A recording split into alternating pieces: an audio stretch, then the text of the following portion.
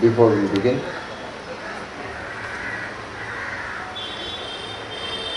welcome all of you to Maharashtra Yoga Utsav. We thank the Ministry of Ayush, Government of India, and Kaivalyadam for organizing this event. It's a combination of the government, which we always try to vilify, and like-minded yoga students, yoga pupils from all over the city. So to have like-minded people gathering around at an event is very encouraging, because we are here to share whatever we have learned from our respective gurus for the benefit of all mankind, which is why Patanjali has said, Jati Desha Kala Samaya Anavachyana Sarva Bhauma Mahavatam. So this subject being universal, it is unconditioned by place, time, people, no boundaries. And therefore it's a universal subject. Now before we begin, in introduction to who is Maharishi Patanjali, for those of you who probably don't know, or probably know but do not really have any idea about it, we always start our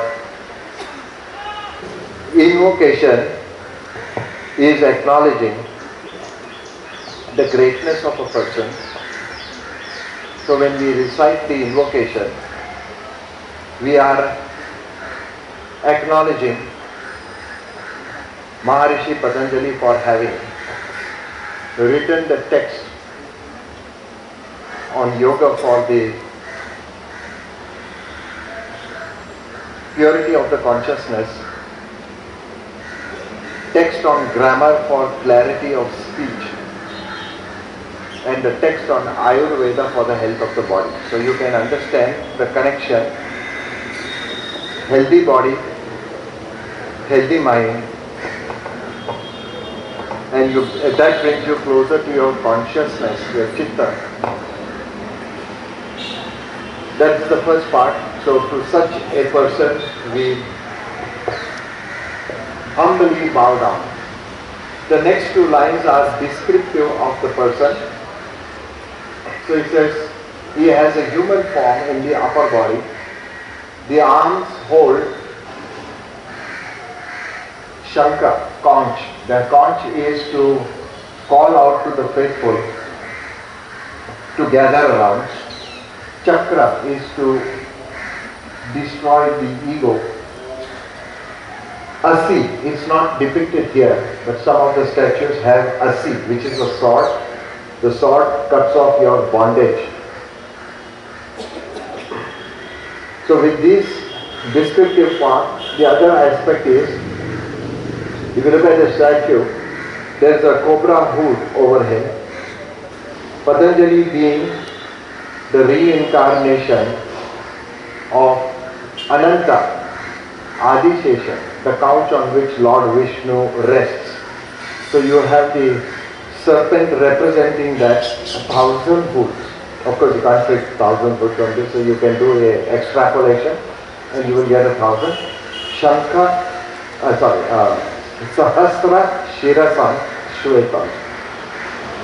Pranamami Patanjali. To that Patanjali I bow down. So the lower half is represented by his as a snake, which normally has 3.5 coils. The 3.5 coils represent being a gunatitam, beyond the influence of the guna, sattva, rajas, tamas. And the half one is the turiya state, the fourth state, which is beyond sattva, rajas and tamas. So that is one aspect of it which we will be reciting. The other aspect is reverence to our gurus, not just our direct guru, but the gurus through which the subject has been passed down through thousands of years. So the direct Guru is also dependent on the other Gurus through whom they got this knowledge, which they are now presenting to us. So with these few words, we can begin our evocation.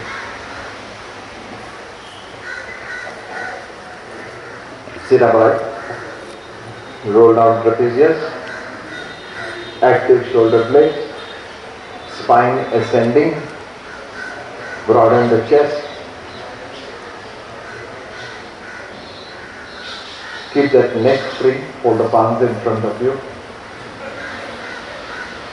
close your eyes without dropping the head, take a few breaths. After settling down physically, settle down physiologically, then mentally, this is where the breath comes in. As the breath remains stable, the mind also remains stable, undisturbed, unfluttering, and that has an effect on your nervine system. So the nerves also remain quiet. Steady inhalations, exhalations. In that steady, stable state, we will be invoking blessings of Maharishi Patanjali and then the Vandana to our Guru. Those who know the recitation, those who know the invocation can recite it along with me.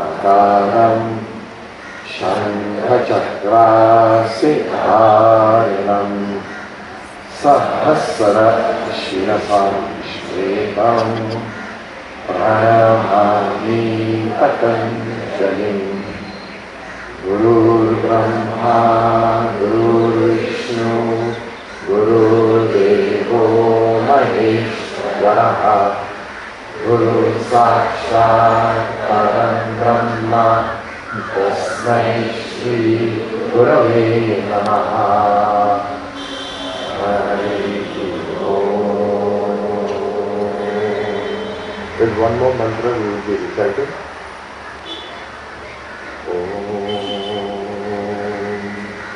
Sahana Navatu Sahanau Punatu Sahaviryam Karva Vahai Tejasvi Navaditam Mastu Ma Vishvavahai Om Shanti Shanti Shanti. Exhale without disturbing the front, bow the head down, release your palms, rest them on your thighs or on your knees, without leaning forward, backward, sideways. Inhale, release the chin from the chest. Gently open your eyes. For those who don't know the meaning of the last one, it goes like this. May the Lord protect us together. May the Lord nourish us together. May we exert together. May our learning be luminous. and may we never hate or quarrel with one another.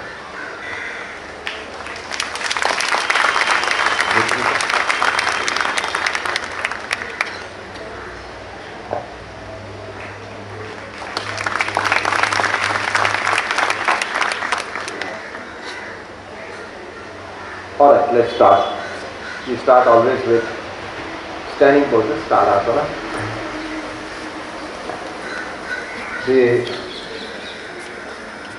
The regular Iyengar yoga student should know class decorum. T-shirts always tucked in, hair neatly tied so it does not interfere with your face or with your movements. Join the legs, join the feet, keep the legs active so that your spine, which is supported by the legs, can you stay here there at the back? Yeah? Over here also? You can hear. So that your spine, which is supported by your legs, remains in a stable state. You must understand, yesterday also some of you were here, the foundation of the brain is in the spine, the roots. Similarly, the support for the spine are your legs. So if you cultivate the legs to remain firm so that the body does not shake, body remains straight, understand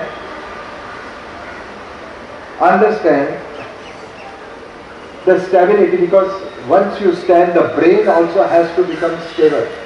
So it is not a question of just balancing on your legs, you are balancing the entire structure.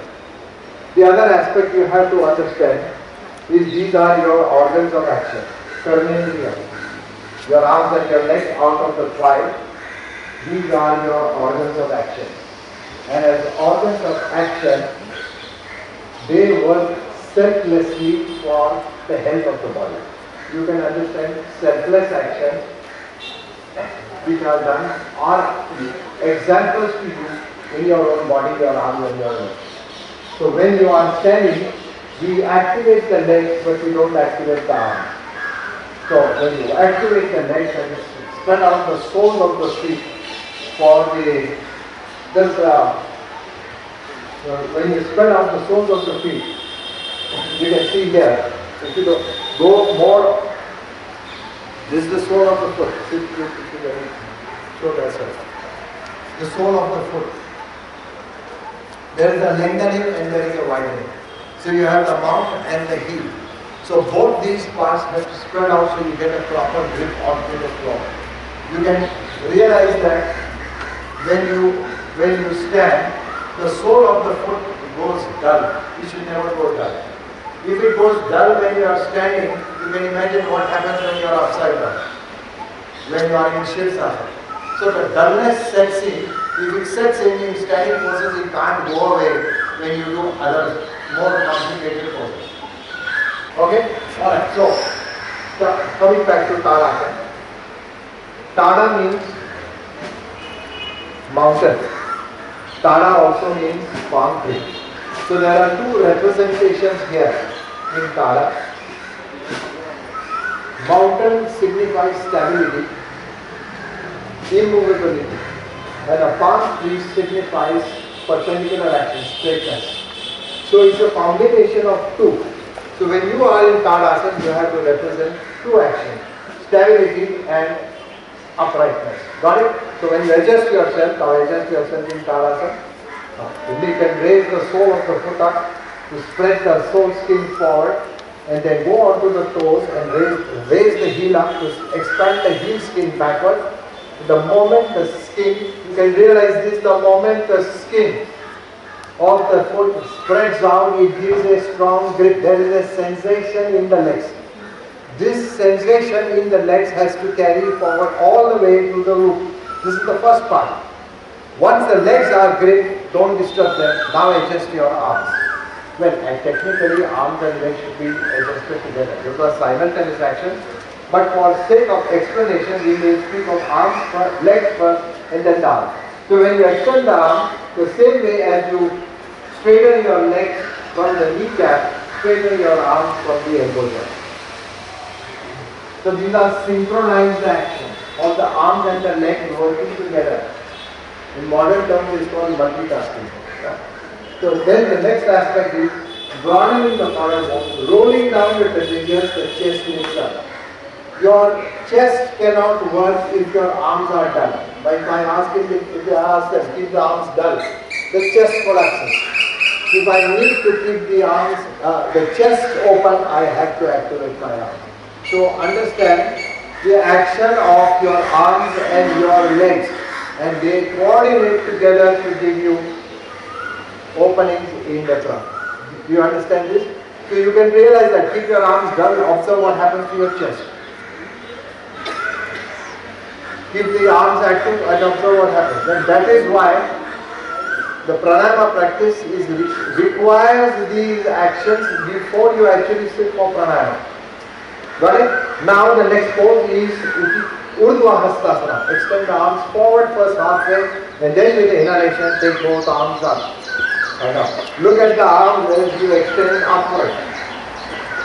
Watch the elbow joint. Get the grip in your elbow joint and connect from the soles of the feet to the fingertips.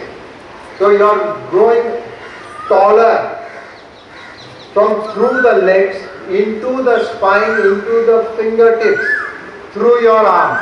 एक line होना चाहिए, एक connection, one connection. Don't hold the breath. Relax the face, relax your eyes, relax the jaws. Doesn't mean smile. Just let go the cheekbones without dropping the jaw open. Relax the temples. Watch the inhalation, exhalation. If grip nahi hai haath mein, that way. Now, you have the vertical height of the spine. Now bring the arms down. When you bring the arms down, observe how quickly the chest drops. So don't drop the chest. When you have achieved something, don't destroy it. Just watch here again. Both of them are doing. Raise the arm. They raise the arms up. With the inhalation, the arms go up. This is an extension of the entire body. So there is a vertical lift of the spine. But when you bring the arms down, you just collapse. So the chest, all that you have tried to achieve is destroyed in an instant. Don't destroy it. Raise the arms. So when you bring the arms down, maintain the height of the spine. The height of the spine and control the arm action to bring it down. Don't just drop it down. Because legs already weak ho gaya. So you understand. You pay attention to the arms, you forget the legs. You pay attention to the legs, you forget the arms. Alright, now to the next pose. The first watch. This is for those who are uninitiated. Those who have not done Iyengar yoga before, this demonstration is for them. You bring the arms to the chest. And now listen, those with knee pain, back pain, because I don't know your case history, those with knee pain, back pain will not jump. They will just step apart. The others who have able body, take a deep inhalation, jump and spread out the legs. Wait, first watch. I know you are in a hurry. So that is an extension. Now here you have expansion of the chest. You have maintained the length of the spine. Though the legs are wide, there is still a lengthening of the spine. So don't lose that lengthening of the spine. Now we will be doing Trikonasana on the feet. We will be doing on your left. They are going to do a mirror image. So you turn your. I will say right foot in, left leg out. Sorry, left foot in, right leg out. So they will be doing on their left side, which is your mirror image. And your exhale, go down into Trikonasana. Now, as you go down, all that extension that you have learned in Urdhva Hastasana is not lost. So here the spine is extended laterally, there it is extended vertically. Arms are expanded, so chest remains expanded. Legs are firm. Got it? So here you experiment with You experiment with how the body responds when feet are together, legs are together, feet are apart and in different directions. So body weight is distributed on both legs. Now also understand the logic of the sequence. Third asana, legs are straight, arms are straight but expanded or extended upward. When you do Uddita Hastabala, do Uddita Hastabala. Legs are apart but they are still straight. Listen carefully, this is the logic of the sequence. Legs are apart but they are still straight. Arms are extended but they are still straight. Spine is straight. Any side, to the right side, left side. Now when they turn to the side, leg is still straight though the direction has changed. I hope you understand what I am trying to say. The direction has changed but the leg is still straight. Exhale, go down. Now the balance is on the legs because they are straight. They are kept straight, spine is extended, arm, everything is in a straight line. Though you are moving to one side. I hope you understand the logic of this sequence. Okay? So this is how you experiment by observing how the body behaves when you change, when you create a distance in the legs. The balance should remain the same. You understand what I think? The balance must remain the same. Don't alternate there. This is where your effort has to come in.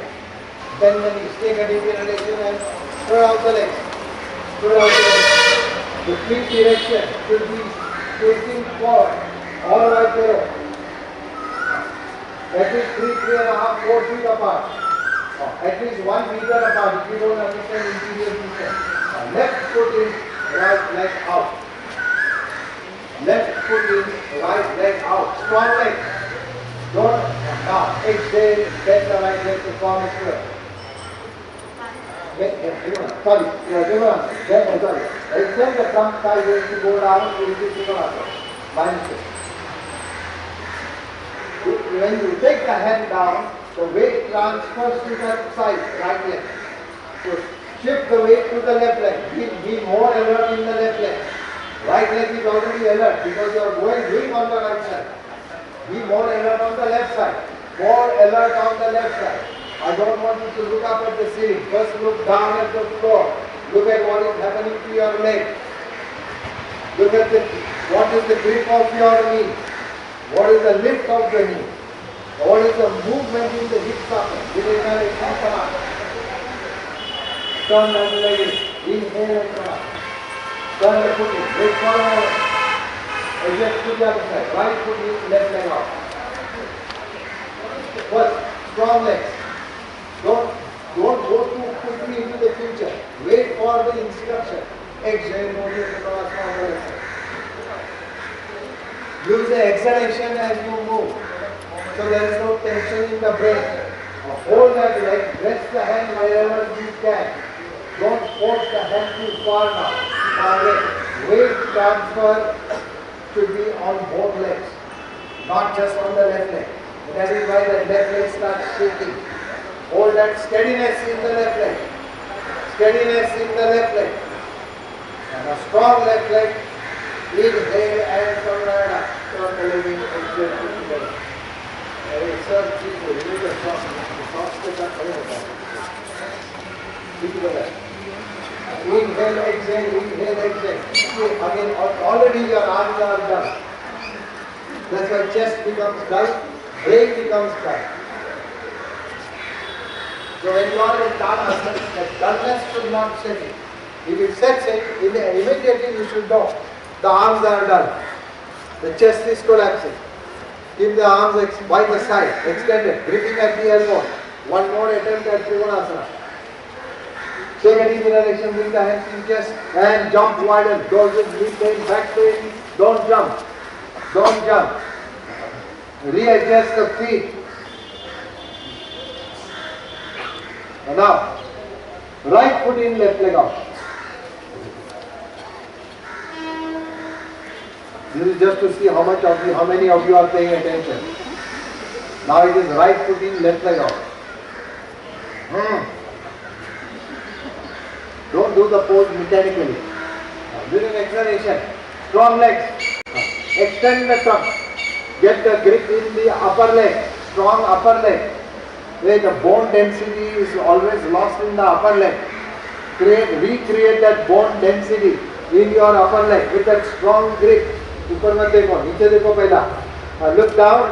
First observe how your leg is gripping.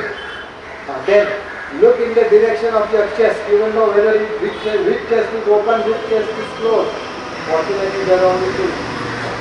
तो देखो left छाती अंदर गया, उसको आगे from the left shoulder blade move more to inward.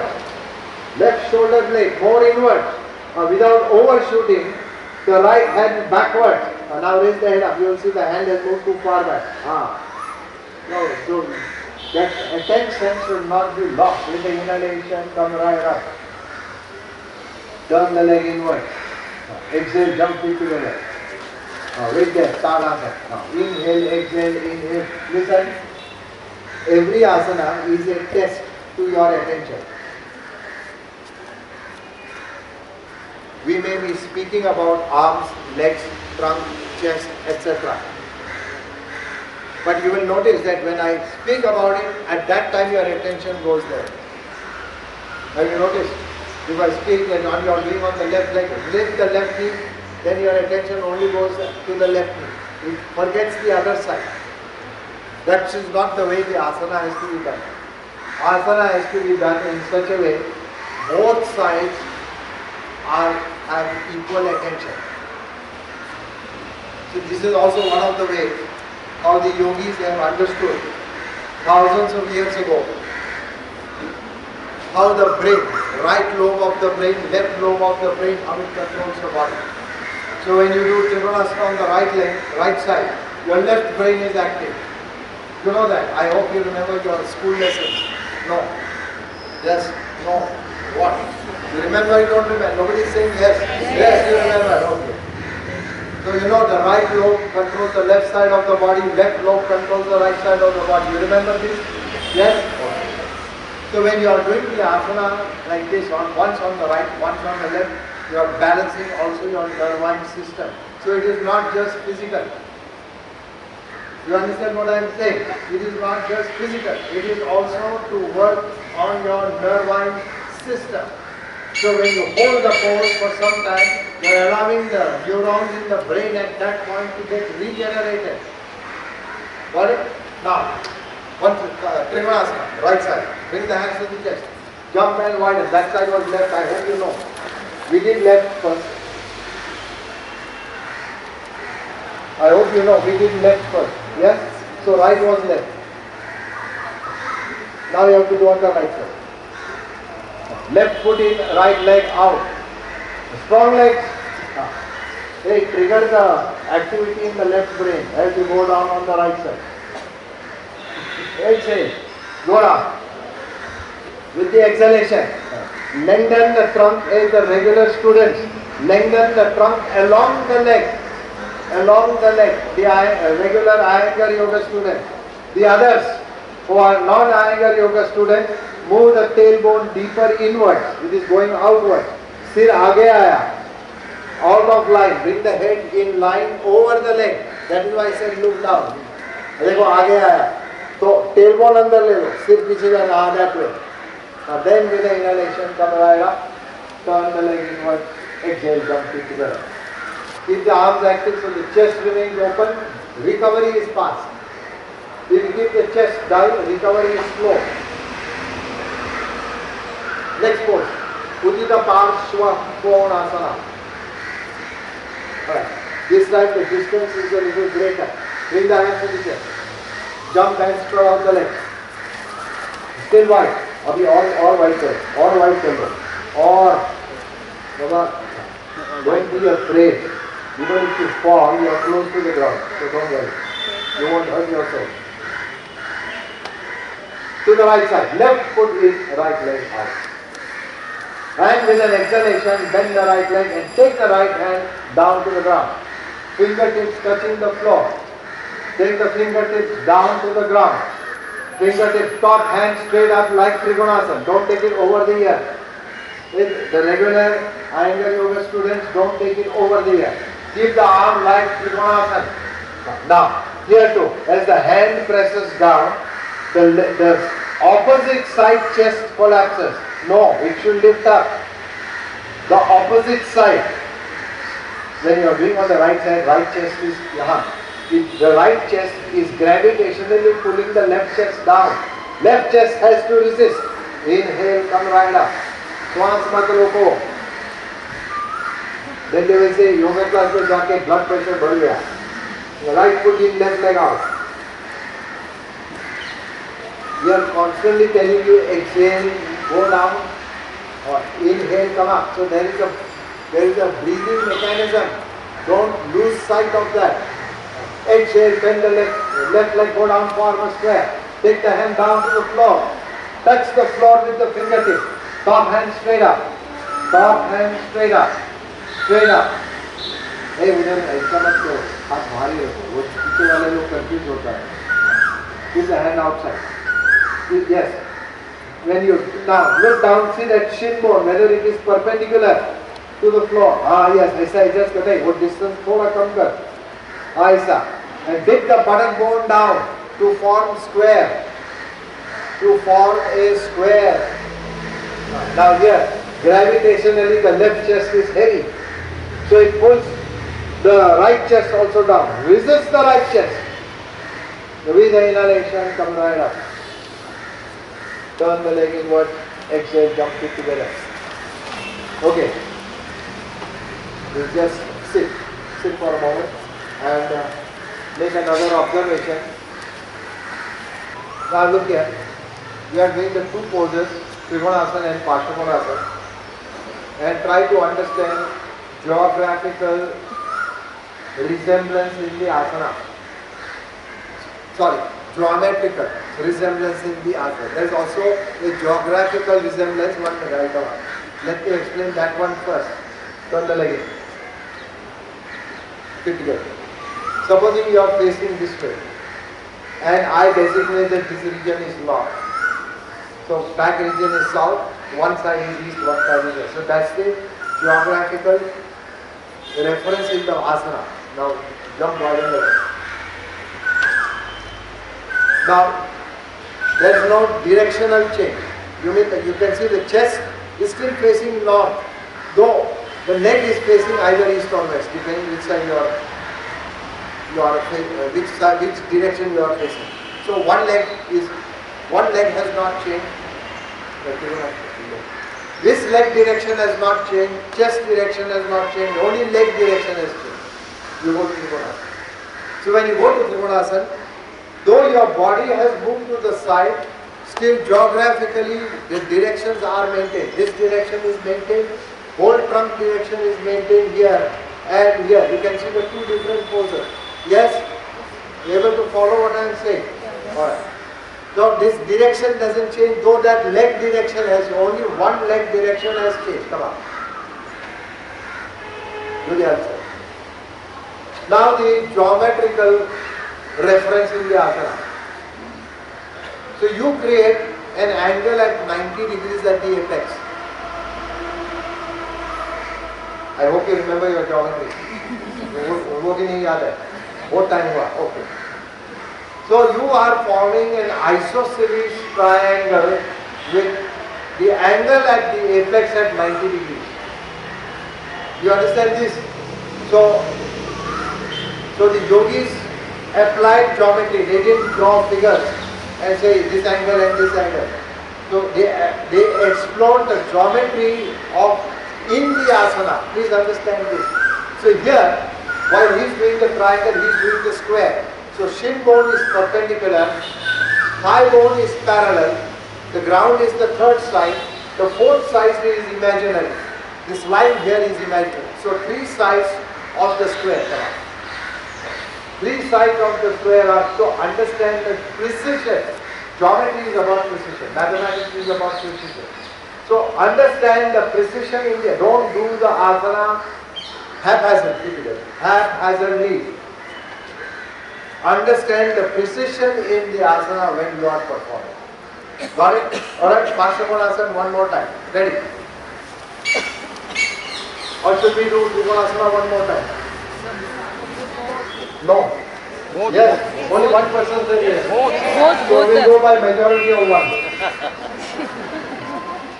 Trikonasana.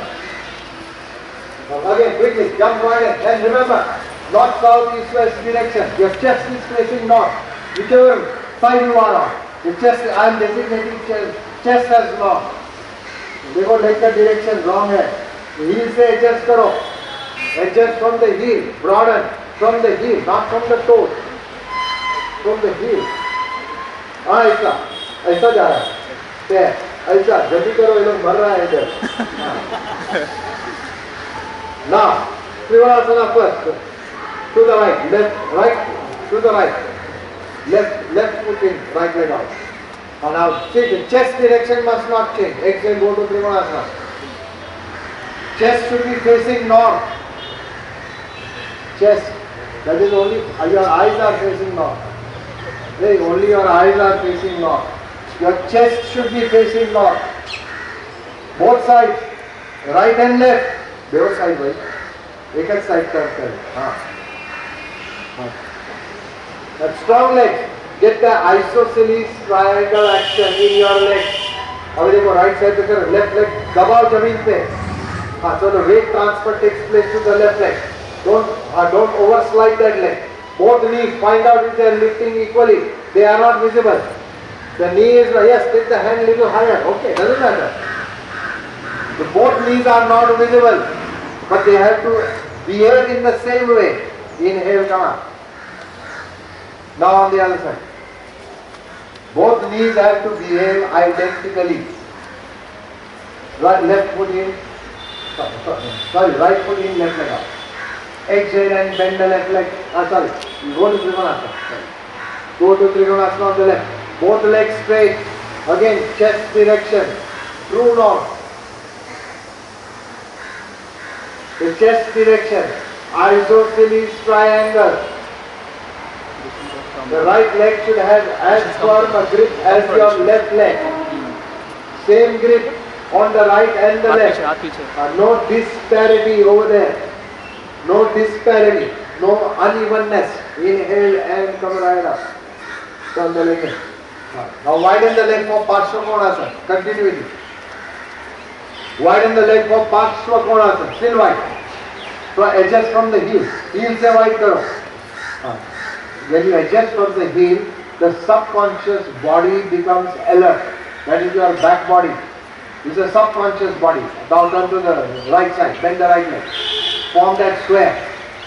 When you are doing on the right side, left side becomes subconscious along with the back body. So therefore you lose the attention on that side that you are not doing. So when you do on the right, you forget the left. And you forget the back body. So the back body, action of the back body works to open the chest. So back body is brought to level of the conscious. Now observe, so don't disturb the chest. Observe your left leg. See, the left leg is loose. Stamp the heel of the left leg very firmly. Heel pe weight le lo. The heel of the left leg. And now that left leg remains firm. Now stamp the heel of the left leg. Inhale, keeping the chest open. Come on, turn the leg in. Now the other side. Parshva Konasana on the other side. Left foot in. Sorry, you are doing on the right leg now. Yeah, the left leg. Yeah. So right foot in, left leg out. Exhale, bend the leg, go down, form the step. And down the chair. See now, 1 minute. Inhale, come on. Before you go into the pose, subconscious, keep the right heel very firm. Right now. Right heel very firm. And the back body alert. And now bend the leg. And now watch the movement as you go down into the pose. Now that dullness cannot set in. But unfortunately, moment your hand touches down, heel becomes dull. Chest becomes dull. Brain becomes dull. So with the hand down, strong right heel first. And then the entire back body inwards from the shoulders, shoulder blades. Cut in even more, shoulder blades. Now with the inhalation, come on. Retaining the awareness in the leg, turn the foot inward, exhale, jump it together. Baddha Hasta Uttanasana. Hold your elbows, feet slightly apart. Widen from the heel. Now listen, those of you who are on the mat, don't be exactly one behind the other, थोड़ा stagger करो. Fold your elbows, exhale, go down. Now listen, this is Baddha Hasta Tadasana, folding the elbows, but the principle is the same as when you leave your arms. So there's an extension of the spine, fold the elbows. So when you are going down, you maintain that extension of the spine to go down, so that the organic body, that is the internal body, gets space. Then the breathing is easier and your recovery is fast. Folding the elbows this way keeps the brain quiet, whereas the brain becomes heavy. So when you fold the elbows, this is replicable of an action that is done during halasana, taking the arms over the head. So keep that helps to keep the brain quiet. So folding of your elbows helps to keep the brain quiet. Just drop the head. Retain the awareness in your legs. Just drop the head. Your knees are visible. You can make the correction. If you find it difficult, those with back pain, turn the heel out even more. Widen the legs a little more. Those with knee pain, back pain, widen the legs a little more, turn the heel out a little more. With the inhalation, come right up.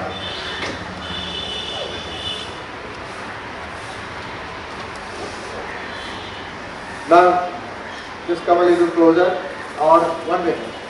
The regulars, our Iyengar yoga students sit, let the others watch. Parshvottanasana.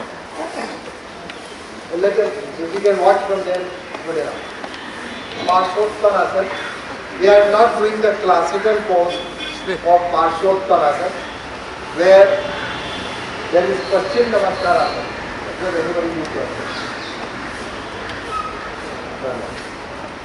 The classical pose is done with the hands behind you. Paschim means back body rest is Paschim. So Paschim Namaskar means doing Namaskar at the back body. So you are saluting your own soul. When we do Namaskar in front, you do in front, Namaskar. When you do Namaskar in front, your soul is greeting the soul of the person you are meeting. So you say Namaste. But how do you salute your own self? So you salute your own self in this manner. Now, what is the advantage of this? See how the shape of the chest is defined. You can make out the shape of the chest, how it is defined, because of Paschim Namaskara. Got it? So what happens is we remain like this, chest is dull. Because chest is dull, brain becomes heavy, because the head is pulled forward. When the chest is dull, the head goes forward, brain becomes dull, neck becomes short, you become hypertense, because the blood has to be forced to the brain when the space has reduced. You understand? Do you follow what I am saying? Yes or no? Yes. Yes, you don't follow. Okay. So the neck becomes short. So when you do Paschim Namaskar Asana, it gives you scope to open the chest. You cannot hear? Can you hear? Yes? Okay. You can see, can you make out the shape of the chest? Yes? So therefore, but we are not going to do it with this variation. We will be doing it in this manner. Any one way. You can also do that. We will take the arms up, same way like Urdhva Hastasana. Exhale, go forward and bring the hands down to the ground and wait here, extending the spine forward. Got it? So the leg, here too, principle, both legs are straight.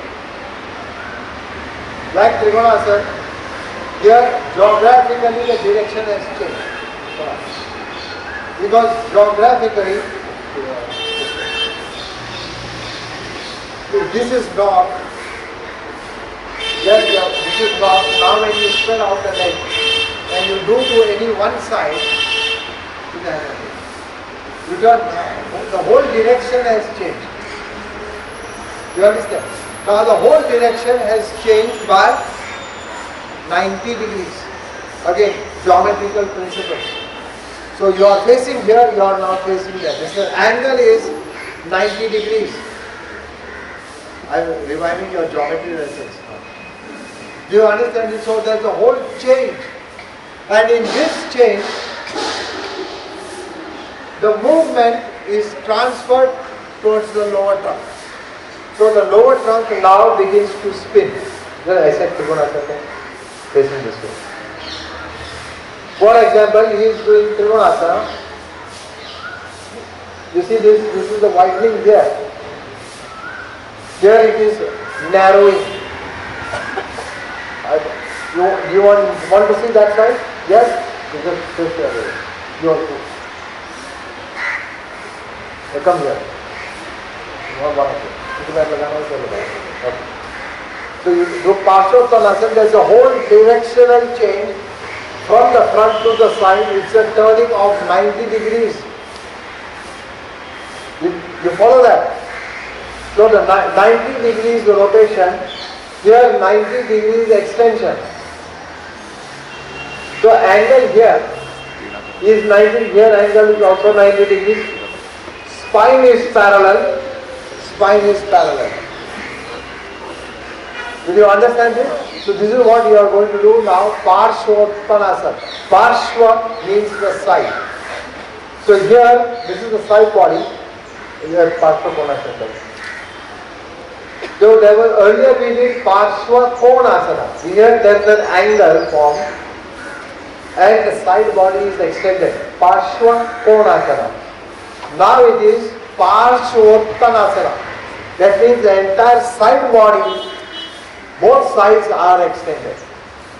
The back side is extended even in the leg. Back leg, side leg, frontal leg, all sides are extended. Uttana means intent. Alright? Understand this? Understood? Enough rest? Now let's begin. Parshvottanasana. Bring the hands to the chest. Jump and spread out the legs. Then keep the hands quickly on the hips. Parshvottanasana. Now listen carefully. Left leg in, right leg out. So turn from the hip socket. Turn from the hip socket. Use your left hand to rotate the hip even more without bending the back leg. पीछे का leg मजबूत रखो. Both legs firm. Exhale, go forward by lengthening the trunk. Lengthening the trunk starts from the abdomen or below that. From there, lengthen. From there and go forward. Then release the arms, fingertips, those who can. Fingertips on the floor, concave spine and look up. I am taking this pose only once. So straighten both the legs, maintain the extension of the spine. Then with the inhalation come right up. Inhale and come up. Now turn to the other side. Right leg in, left leg out. हाथ कमर पे रखो. Keep the hand on the hip. Now, change. See again, directional change, geographical change. पीछे का leg wrong है इसका. Roll from the back leg. Don't over rotate the chest. Collarbone. Exhale, go forward. Release the arms up and then go forward.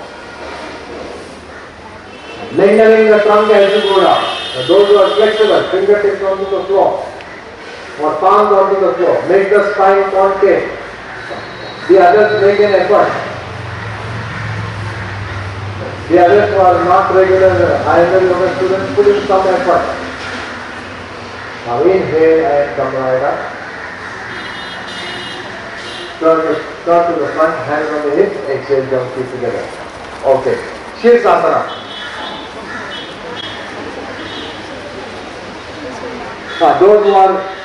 Those who can do Shirsasana, there will be no wall support. Those who can do in the middle quickly go into Shirsasana. The others will do Prasarita Padottanasana. Front view, back view. Now here to directionally no change. Understand is what I am trying to tell you. Exhale, go. Like Parshvottanasana, you go forward, release the hands, fingertips on the floor. Now that's why I took Parshvottanasana. So here you make the spine concave, legs are alert, legs are straight. Because Shirsasana also requires straight legs. Legs are straight, spine is extended, you have done extension in Trikonasana, Parshvottanasana. Then with an exhalation, take the head down. So it gives you the understanding of how the head should go down onto the floor as in Shirsasana without doing Shirsasana. So definitely you will say, if I can do this, why bother with Shirsasana? Shirsasana has its own benefits, which I won't elaborate today, but maybe some other time, if you have another wisdom like this, and if you are again available here. So you take the head down. Now the beauty about Parshvottanasana is it gives you the confidence. Feet are also on the ground, head is also on the ground, palms are also on the ground. Understand the difference. So you can also realize how the yogis develop that psychology to remove the fear of Shirsasana from the student. Because इसे Shirsasana नहीं होता. So it teaches you to Prasarita Padottanasana, where feet are on the ground, palms are on the ground, head is also on the ground, and you are inverted. Alright? Yalla.